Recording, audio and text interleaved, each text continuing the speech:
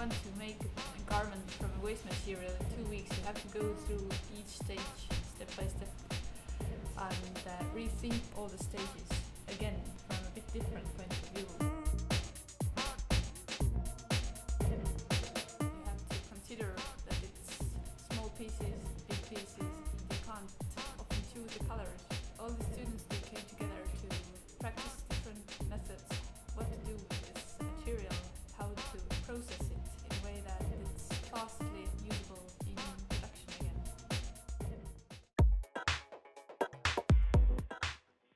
We don't want to make any rushed decisions, so we're going to see what the fabric can provide us with. As much as possible we're going to go zero waste, I think. Because we kind of feel, since we're already doing... It's going to be less waste. Yes, we're already using waste, so we're kind of going towards zero. We didn't know what we would get. We kind of had an idea that cutting waste would be small pieces, and we had an idea that we would make the fabric first, and then afterwards that kind of developed the idea. And we really did not want to work with patchwork, but we were prepared to.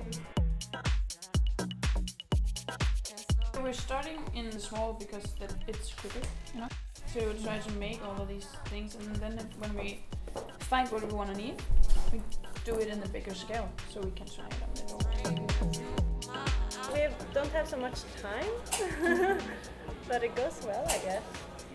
I think it's going well too. Yeah. I did a sustainability project right before I came here, and it is very, very hard. But it can work. It takes time.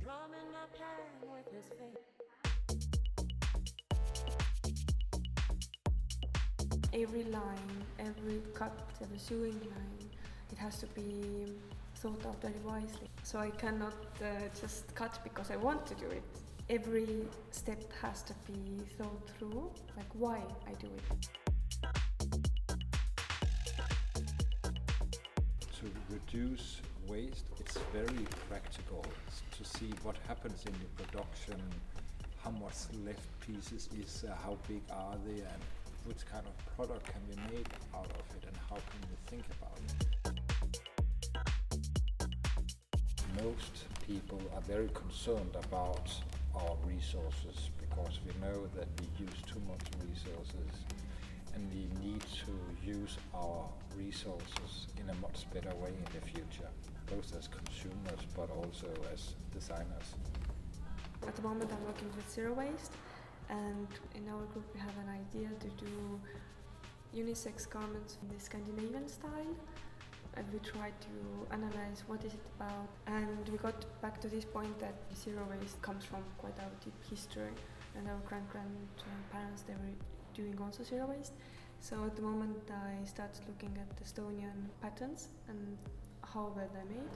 So I'm thinking of researching these and maybe to combine the ready-made patterns into this new age, new style, so we can make outfits for nowadays people. It's not the normal design process where you have a material and a color and such things and then you go from there. So we suspected that the scraps were going to be different materials and different blends and different compositions, and that we had to piece together something without it being patchwork. We discussed how to take the focus off the patchwork thing, and we decided that we could maybe do blocking of materials, or maybe materials in the same shades of grey or black or whatever, to divide the garment without it being looking patchwork all over. The pants that it was zero waste, so we had to use everything, and the whole pant. It was the whole pant, everything in the pants. There's actually pockets in the back, yeah, right here. And we figured out that it could also be used as a purse. The fabric has just made itself. We started just sewing pieces together like this. All three, then kind of with the same idea, just assembling scraps of fabric, and without a strict plan. Our plan maybe was that not too many sleeves aligned. This was like really just using the scraps, sewing them together, trying to make it fit, having this big piece of fabric and then looking at it, see what, okay, here it looks like side of a t-shirt thing and this looks like the other side, sew this together. The stripes are at the edge of the fabric. They just cut them off thousands and thousands of meters and throw them out. So these are all just sewn together. And these are some buckles here. Mixing knitting, mixing manipulating techniques like origami tessellation. And here we can see what you is doing, like folding and knitting everything. So we are basically, what Ida, the girl, is doing is putting all of the pieces together so we can have the final piece. We were working on those small pieces of fabric from the used garments, and then Yuka was making these really small, tiny squares or something from the shadow folds.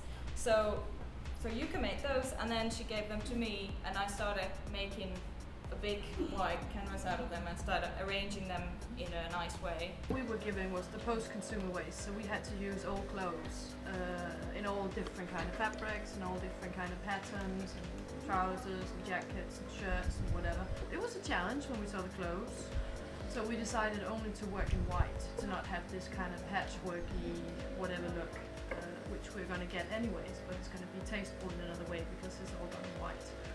It gives also a lot of creativity in the process because you actually have to think about how to use that and how to unify different materials. We didn't want to take like the bottom or the top of the shirt and then pair it with something else. We wanted to make something completely new with the scraps that we had.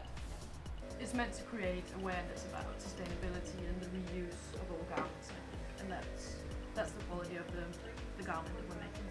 I think it's very interesting we as designers to work on it because I think it's the way we are supposed to work now. The amount of waste is quite large. I think it's around 40%. So of course there is a lot of money to save. I think it's something everybody is talking about because the way we have constructed the production, there are a lot of waste and that can't be sort of affordable in the future. It's another way of thinking in production that you are thinking less waste the way you are produced. Many designers only sort of see the point of creating designs and we don't see what happens before and after with our designs. That's quite important sort of to learn, and that's some of the things that the students have seen here in Tallinn. I think the main difference is the studying process, how to be sustainable fashion designer. Design is not only about making fashion anymore. You actually have to be quite intelligent and think new ways to produce and make upcycled clothes, and I think that's going to invite new kind of students into the design schools. There's quite many films that shows the production in China, and where you see some awful pictures and there are scary stories, but it's very important also to see the possibilities, how we can change it and give some good examples.